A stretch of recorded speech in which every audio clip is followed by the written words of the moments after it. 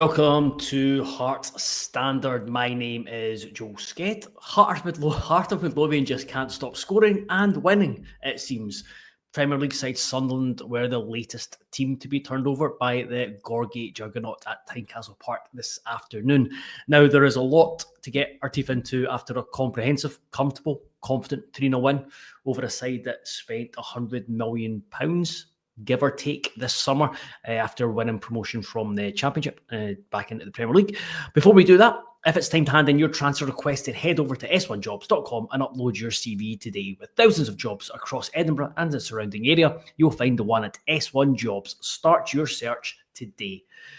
So the friendly at Tynecastle Park could not have gone much better. We'll talk about it from Craig Gordon's perspective at the end of the show, but in a way, his teammates stole the headlines from him, and it was everything that Derek McInnes wanted from the friendly. We've obviously seen Hearts play 4 lower league teams in the Premier Sports group stage, which Hearts are seeded for, and the draw is tomorrow. There's also been a few friendlies, East Kilbride, St Mirren, Crawley Town, but again, those were just about trying to get minutes in players' legs and just getting up and running before the Premier Sports Cup when the competitiveness that brings. But with those games, Hearts, certainly the Premier Sports Cup, Hearts were the protagonists. They dominated the ball. They were the ones that were forcing the game and having to break other teams down. Whereas McInnes wanted a different test, and one that pitted them against a team who, while Sunderland are behind in their preparations, still are a team that's got a good level. They've also got a lot of money, as seen from Spain, and they've wanted to come and play their game. And Hearts was having to react to that. McInnes said afterwards that the system that he chose was in relation to the opposition, and I think that's something that we will come to see on Hearts this season under McInnes. Is the system will be chosen and to kind of reflect the opposition or the threat that the opposition pose. But while the system might change, the way Hearts go about playing in that system the key elements will stay the same. And I think we saw that today with the collective was which I'll get onto was really, really positive. But it was important that today that Hearts maintained a strong defensive shape and structure and had to do a lot of good work out of possession as well as in it. And he got all of that, but so much more.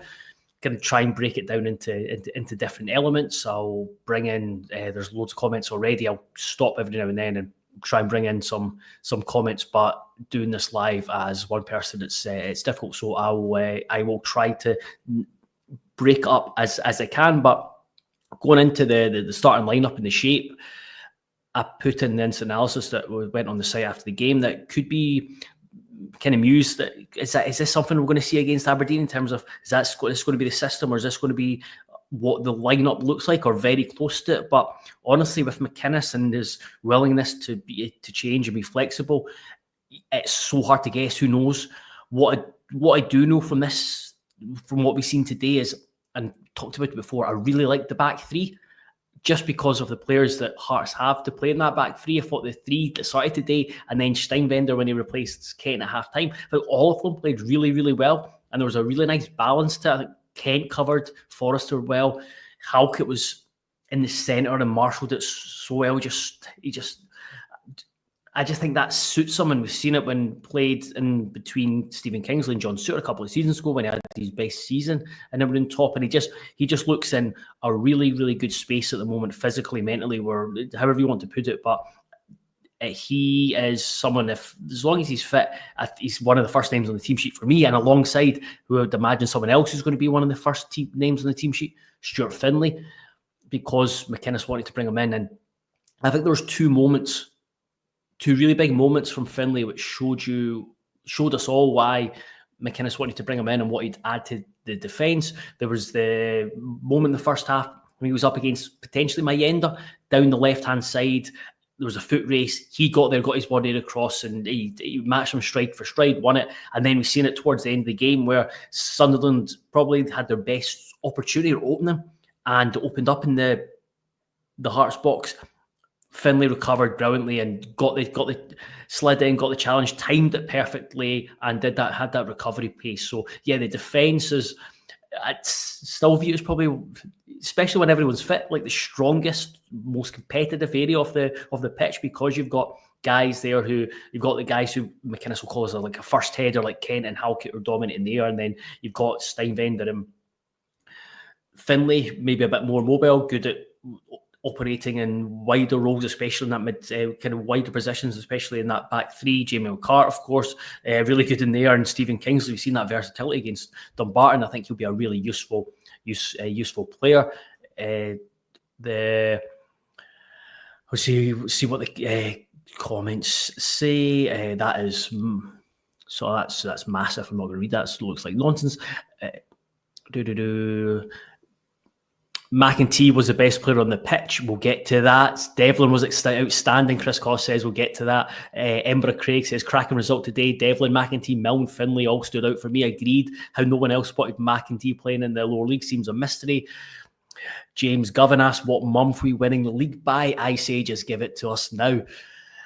Just on McEntee, before I bring in some of the comments on McEntee and Devlin, I think both of them are superb, and I think they both set the tone and tempo of the team, but they epitomised the Hearts' performance. And you look at it, they were dogged, they were aggressive, they were fearless, full of energy, and wanted to be positive. Devlin was the six, if you will. He was at the base of the midfield with the two eights in front of him. It was Neuenhoff, then it became Spill, but he was everywhere, and it was a really kind of mature, controlled performance, but still not tempering what Cammy Devlin gives you in there, and he just seemed to really thrive in it. Whereas McEntee, again, we've not really seen him too much in midfield, and seen in the first half against Stirling there was promise there, but as McInnes talked about, it's games where Hearts are going after teams when teams have possession, they're going after teams. You're looking at kind of Celtic and Rangers, and there's other games in the Premiership that'll be a case of. McEntee's perfect for that, and that he showed exactly what he's going to bring to midfield. Big presence. He just gets in the road, driving runs. He's forward thinking. He will want to play forward. We've seen it with the opening goal where he wins the ball. He plays a 1-2 with Lauren Shanklin. He drives forward, puts a decent cross in, and then Braga with an excellent header. And then he had another cross later on in the game. Excellent. And that's something from reading and about his time at Walsall, from speaking to people, from Tom doing his analysis, was he is a good crossing threat. But what I didn't appreciate what he'll bring to the team is, we've seen it with Xander Clark kicking it long. He brings an aerial target. I felt sorry for I didn't really, but the left back, I think it was Huggins for Sunderland, just like it was just like someone stealing his pocket money every single time. McEntee was just rising above him, just winning everything in the air, and talked about it on commentary with Laurie, that having that where he's nodding on to two strikers gives Hearts a better percentage of picking up knock-ons and building play and being a threat in the final third, rather than maybe Xander Clark kicking at Shankland and then there's only one or two around you. Whereas if you go to McEntee, who's on a full back, there's a good chance he's going to win the header because he's good in there, and then it allows you to play from there. But yeah, both of them were so good, and you've seen it. I think Hearts kind of took their time to build into the game. I think out of possession, they had a really good shape, dropped into a 5, and just kind of had Sunderland in front of them. There's a couple of nervy moments early on with the Sunderland left winger who's lively. Kent had to come across and cover Forrester, but I thought Forrester grew into the game really well and had a solid performance. But as the first half went on, I think you saw Hearts grow into the game, and it was kind of the more the game the half progressed, they started to engage Sunderland higher and higher up the park, and they benefited from that. Was started to win the ball higher up the park and were able to attack from better positions. And honestly, you'd go through the whole team in terms of individuals, but Harry Milne was another who was just incredible. Just his energy to go up and down the flank, and I don't think there's any doubt now that he is that left back spot or left wing back spot is his to lose at the moment, and he's been given that runway. He's been given that opportunity over the last few weeks after James Penrice was sold. But he saw how much of a two-way player he can be with his ability to run past people. He's aggressive. He can cover up a lot of ground. He's really good at recovering as well. And he's a big guy. Puts in good set piece deliveries as well. So he ticks a hell of a lot of boxes. I just thought today was probably his best performance, or his most complete performance, albeit a friendly, yes, in a Hearts jersey. And then the two strikers, Braga and Shankland, they both scored, and that's what you want from your strikers. And it's another thing when they two play together, that there's two targets now that Hearts can play into their feet and they can hold it, and you can trust them to hold it. I thought James Wilson was a nuisance when he came off the bench, and he was full of energy, had a couple of chances, pressed really well, and he didn't look out of place at all. And then obviously Kiaridis came on and continues to be a threat on the right and the left. You definitely see how more effective and productive he is when he plays on the left. But the changes at half time and then the change of shape, the energy stayed, the standards didn't drop.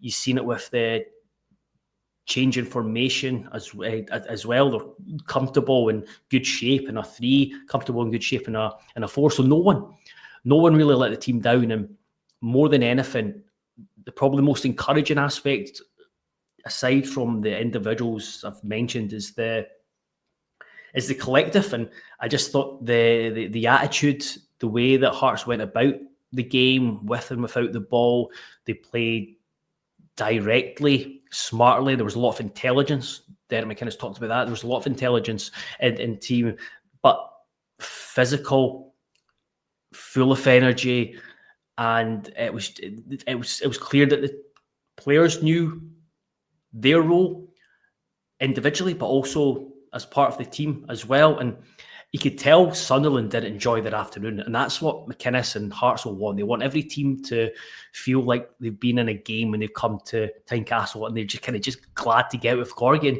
That's something that resonates with the fans, and I think everyone came away from that thinking, bloody hell, this is not only a really good side, or a potential to be a really good side, but potential to be a really enjoyable Hearts team to watch. A team that is more physical than it has been. It's a team that looks to play forward. It's a team that looks to get in the ball into the box. It's got guys who can take the ball under pressure, turn and drive at players. It's got drive at opposition. You've got players who can stretch the game, and then you've got guys who are really, really good footballers. And it's a big squad, and players will leave, as Aidan Denham did today. But there's a really nice balance in areas of the pitch that probably lacked last season. And for all the talk about the players who have arrived, potentially another to come in, Icelandic midfielder Magnusson, but all the talk about the players who arrived, and they've kind of risen, they've kind of raised the levels and fit in and not looked out of place. But you also look at the players from last season. There's players from last season who maybe just had a disappointing season, but they're not bad players, and you expect them to kick on and make a step up under McInnes. And I think we were seeing that certainly with certain players. And then you're looking at Shankland, and he's scoring. He scored, what's it on to now?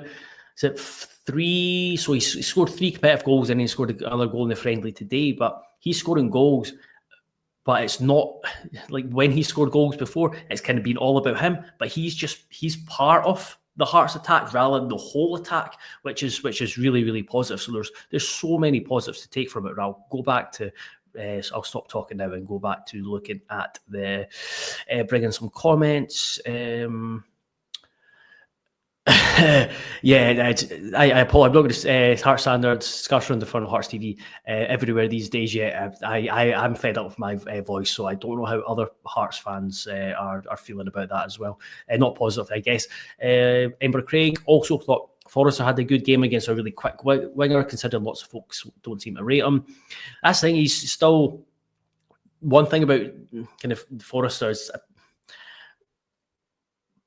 people, and it goes back to last season, fans wanted young players in the team, and then a young player gets in the team and he's not perfect. He's still got areas to improve, and he probably will need to go out on loan if he's not going to be a regular right back, because he's at an age where at its stage he needs to play regular football to help his development. But I think when young players come in, you don't want them to be written off the way that Forrester, or talked about the way Forrester has. So I really do have sympathy for the way he's kind of been viewed at times.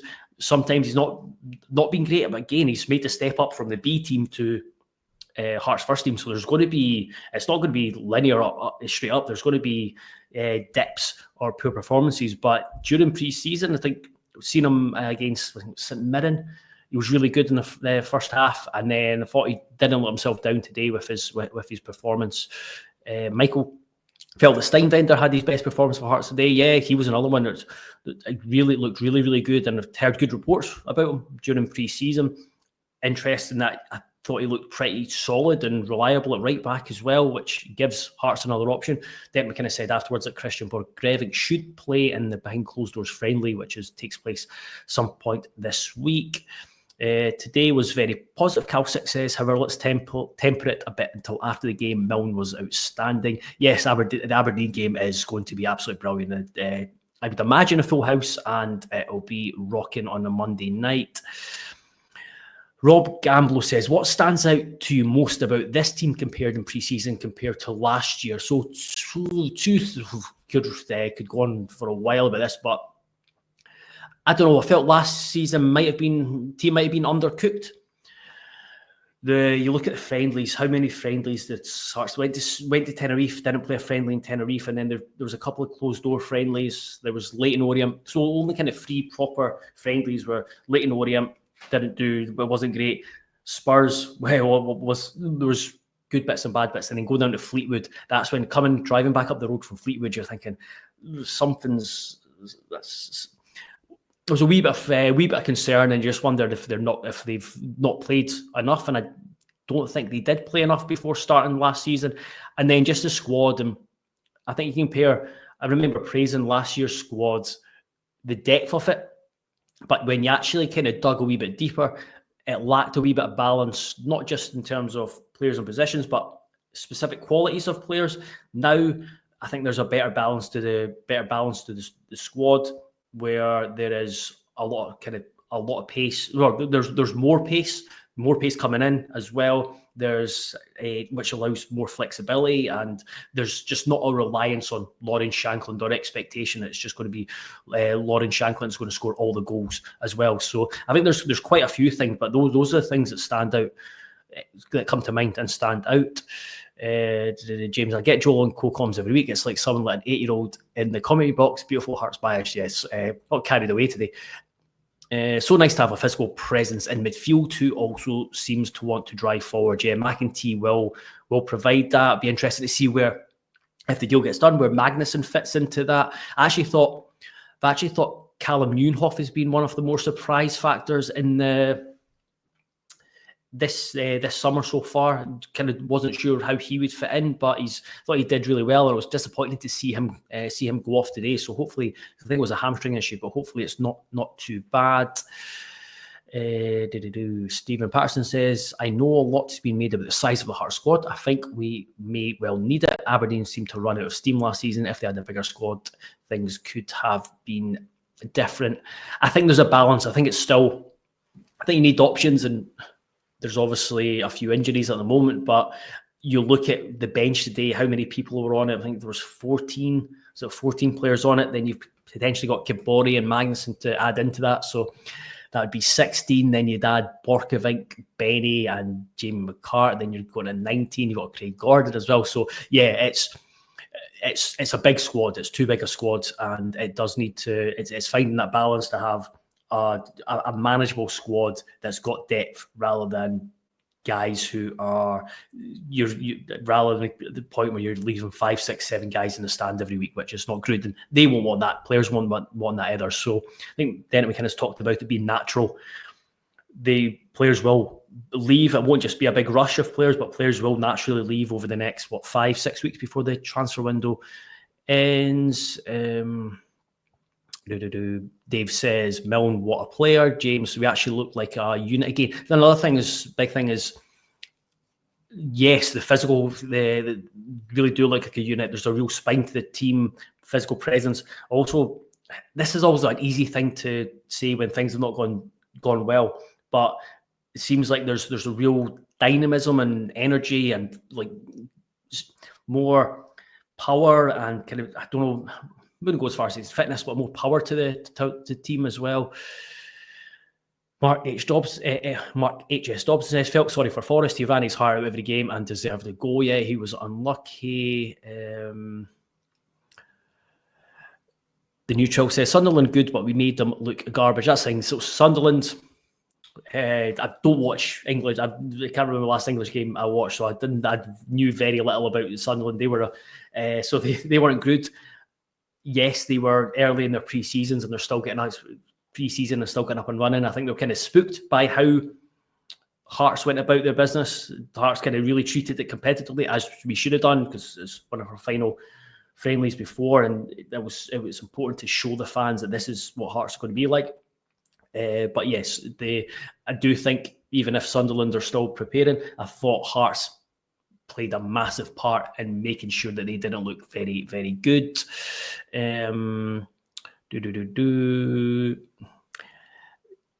Someone asked, what can you tell us about Magnus and Joe? Tom Irvin, who does the analysis stuff. He has been watching them today. I think his initial view was kind of Peter Haring-esque, but I didn't really have too much time to research them this morning because of various things. So I'll hopefully find out a bit more, and Tom will be the man to go to and as Dave asked about Irving analysis to a piece of magazine, yes, he is in the process of researching him should he sign. Embra Craig's looking forward with the options we've got and what's coming in. It's getting more and more difficult to see a role for Vargas or Drama. Yeah, it's getting. You're looking at who we've got in attack. So Kiridis, Kariota, Kabori out wide. Forrest has done really well during pre-season, and then you've got 4 strikers. So yeah, I think Drama was well down the pecking order. Vargas is an interesting one. I think the club could potentially make money on him if they were to sell him this window. At the same time, there's part of me quite like to see how he'd operate under McInnes and if he can kick on. And I think he could still be useful out wide or in attack. But as you said, there's a lot of options, and it looks like a big pecking order to get up. And CM 1995 saying it feels like it was a fractured squad last season, but seems a lot happier now. I would disagree with. I agree with it seems a lot happier. That's because everyone's positive. The team have been winning. I disagree that was a fractured squad. Speaking of players, there seems to be a really close knit squad, and for just one or number of reasons, it just didn't quite happen last season. And players off the boil, it wasn't a great place, but that's because team weren't losing rather than it being a fractured squad. I would urge you just to look at or listen to Benny's interviews when he talks about the squad and how kind of close they are, etc. Mr. and Mrs. Page, I still think right back might be a problem position going forward. I'd be addressing that. Yes, that'll be an interesting one to look at over the next few weeks and see how Borchgrevink gets on and settles in. So yeah, and how whether they still view if they feel that Forrester and Borchgrevink are the guys for the right back slot. So I think that will develop or be assessed over the coming weeks. I do think it should finish up now because I need to go out and get a pizza, which I'm very much looking forward to. But anyway, Craig Gordon. It was his testimonial today. It was a brilliant crowd. It was over 17,000. I think Mark Donaldson texted me saying it was the highest Tynecastle attendance for a friendly since Rangers in May 1984. So yeah, a big Sunderland contributed a big crowd to that. They were up in their numbers. I think many left early to go to the pub, which is only right. But in terms of the Hearts crowd, I think it was only right for such a crowd to come out for Craig Gordon. Talked about it before, but I do think he's the closest player that Hearts have produced in a generation, and probably will do in many generations, who could be even talked about at his prime as a potential kind of world-class candidate. I'm not saying he was in his prime, but he was certainly could have been mentioned with his goalkeeping talent. I think he's the best goalkeeper Scotland, not just Hearts, but Scotland have produced during my lifetime. And it was Craig Levein, when I spoke to him, he said like it's the once in a generation talent, and it was unfortunate that he was not able to play longer. It was agreed that he would start, kick the ball at the pitch, and get a round of applause with Zander Clark coming on in his place. I mean, he could have played the full 90 minutes and he would have been untested. So it's how things work out. But yeah, it was disappointing because of injury. But you look at his injury record and the fact that he's came back and he's got a testimonial when he was still playing at 42. He's still fighting to get back to play in this season and trying to get the Hearts #1 jersey, which is Zander Clark's at the moment. Is testament to not just his talent, but the mentality and the resilience to come back. And it was only right that he gets a testimony. He was a genuine Hearts legend and one of the best goalkeepers the club has ever produced. Right up there with Jim Crook, has one of best of two. Just having spoken to fans who have watched Jim Crook's and can know just how good he was. But with Craig Gordon in that conversation says a hell of a lot. So it was a thoroughly deserved testimonial for someone who has been an incredible performer over 2 seasons, and hopefully he gets back sooner rather than later. Doesn't seem like he's coming back too soon. Talked to him after the game today, and he said it's certainly more than weeks away. He talked about, I can't remember, I should look up the quotes, but it was a disc problem, and it's not causing him pain, but it's just it's caused a weakening, I think, like in his arm. It seems like a strange one, but one thing that's sure with Craig Gordon, and as we've seen from his career, he'll be battling back to try and get back into it. Before I finish up, I'll bring in a couple more comments. Why wasn't Borch playing? He is still, just came too early for him. Derek McInnes expects him to play in the behind closed doors friendly this coming week. So I think that could be important for him potentially being involved against Aberdeen. Comment was, thought we were terrific. Good to see the back five work for once. Devlin, Milne and Halkett, tremendous. Not Devlin's biggest fan, but immense today. Just with the back five, I like it, but I think it's one of those with all formations. It's about the players within it and how what they ask is from that formation. Sunderland had 4 of their new 20 million signs. Yeah, that's one thing. It's like if you didn't win and have any context, and you turned up today and didn't know anything about Hearts and Sunderland, and you're told there were 4 £20 million or £25 million players playing there, and I reckon you would have picked someone like Halkett, McEntee, Devlin, and Milne. You wouldn't have just looking at the 2 teams and seeing who were the more expensive and the better team. Mark H.S. Dobson, will there be a settled starting 11, or will McInnes go for a lot of rotation? I think there'll be a settled core, and there'll be rotation found that regarding personnel and system, but I do think there'll be a kind of settled spine that he will kind of rely on. But he is someone who will tinker in game and between games as well. So the squad will be used. Are you aware of any other signings out of the recent Icelandic link? McInnes made it seem as though there's a few. Yeah, McInnes, I think he just suggested that they were looking at a few, but I think it was in relation to the midfield role, because he didn't want to get dragged into talking about a specific player who's not Hearts' player just yet, and someone who they're still trying to sign. So, but yeah, it's still a long way to go before the end of the transfer window. So it's something that the club will be continuing to monitor different positions. But again, it'll be the big thing is getting players out the door. Ask where you going for pizza. I think it's Pizza Geeks. Not my favourite in Edinburgh, but all pizza's good, and I'm starving. So I will leave it there. Thank you very much, everyone, for joining me on this Saturday evening. Hope you enjoyed the afternoon at Tynecastle, and the performance I certainly did. That was really encouraging going into the start of the new season. We'll see what the next week brings. Kabori should hopefully be signed on Monday, played in the closed door friendly on Wednesday, and he could make his hopefully debut against Aberdeen next Monday. But yeah, all eyes on a week on Monday, and that's going to be really, really, really exciting. So until next time, thank you very much. Please do subscribe to the YouTube channel and check out heartstandard.co.uk. There's loads of stuff going up today and will continue to go up over the coming days. Hope everyone has a lovely rest of their weekend.